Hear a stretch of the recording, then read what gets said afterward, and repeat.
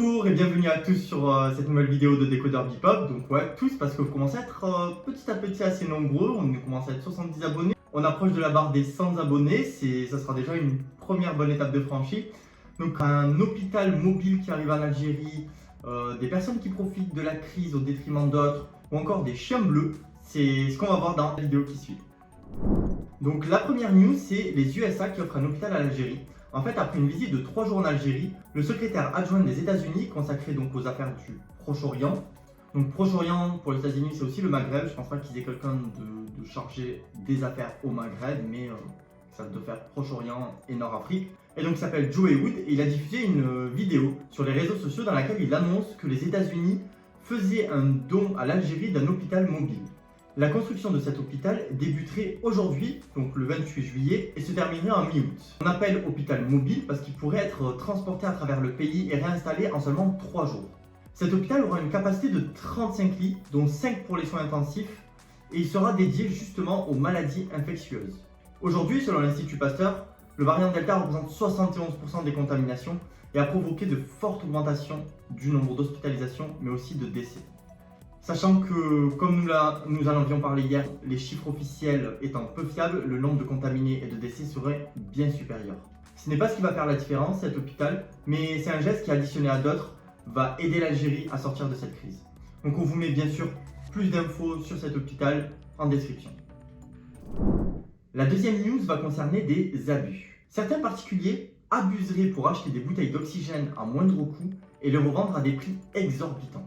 Un producteur d'oxygène a témoigné auprès du journal Enhal. Il expliquait en fait que certaines personnes viendraient avec une ordonnance pour demander des bouteilles d'oxygène. Ces personnes disaient être par exemple des proches de malades et achèteraient des bouteilles à 30 000 dinars pour les revendre jusqu'à 100 000 dinars. Et c'est pas le seul abus. L'autre abus serait sur les vols aériens qui seraient donc aussi pointés du doigt. Je ne sais pas si vous l'avez remarqué, mais les billets mis en vente partent très vite, souvent quelques minutes après leur mise en ligne, et à des prix pareils exorbitants. En fait, certaines agences, donc des agences parallèles et non étatiques, achèteraient des billets pour les revendre au plus haut. Les annonces de ces agences se multiplient en ce moment sur les réseaux sociaux. Certains accusent les compagnies de manquer justement de transparence au sujet des vols à destination de l'Algérie.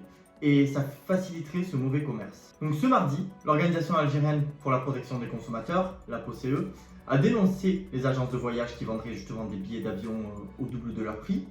Et elle lance donc un appel à tous ceux qui ont été victimes de ces publicités. Vous pouvez donc les contacter en privé et on vous met bien sûr le lien en description. L'autre news, c'est peut-être l'Algérie qui n'aurait pas de victoire au JO. L'athlète algérien triple médaillé olympique, Toufik Marlofi, qui était un gros espoir pour l'Algérie, a annoncé ce lundi 26 juillet qu'il ne va pas participer aux Jeux Olympiques de Tokyo.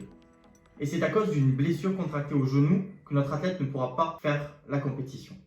J'ai deux autres mauvaises nouvelles en plus qui viennent avec. Les deux athlètes algériens dans la discipline d'escrime, Mohamed et Selim, se sont fait aussi éliminer lors de l'épreuve de sabre individuel. Et l'aventure à Tokyo va aussi s'arrêter en huitième de finale pour le boxeur Abdelhafid et la boxeuse Blida qui se sont fait éliminer. Il reste 6 boxeurs algériens qui sont à 2 combats d'une médaille olympique, donc on y croit, ok? Donc des chiens bleus retrouvés. Alors comme je vous l'avais promis hier, une petite news un peu insolite pour finir. C'est une découverte bien étrange et surtout alarmante qu'ont pu faire les habitants en Russie. Des chiens au pelage bleu vif ont été aperçus près d'une usine abandonnée à Dzerzhinsk. Je suis pas sûr de le prononcer comme il faut.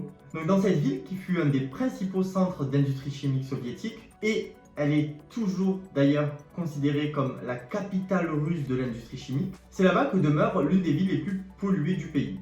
De nombreuses photos ont commencé à circuler dans les réseaux sociaux et bien que la couleur de ces chiens bleus est assez jolie et nous rappelle peut-être le dessin animé Clifford le gros chien rouge, en tout cas c'est le cas pour moi, cette couleur est la preuve en fait que les chiens ont été en contact avec des substances chimiques. Les autorités russes sont très inquiètes pour la faune locale et une enquête a été ouverte. Donc en attendant, ça nous fait des jolies photos à voir, mais ça reste quand même très inquiétant. Si vous voulez en savoir plus, on vous met bien évidemment les liens en description. Et voilà, ce sera tout pour aujourd'hui. Donc vous êtes en tout cas, comme je le disais en début de vidéo, de plus en plus nombreux à nous suivre, ça m'en fait perdre les mots. Si vous n'êtes pas encore abonné, je vous invite à vous abonner, comme ça vous recevez une petite notification dès qu'on sort une petite vidéo. Ça vous permettra de connaître tout ce qui se passe en Algérie, un peu dans le monde, en quelques minutes.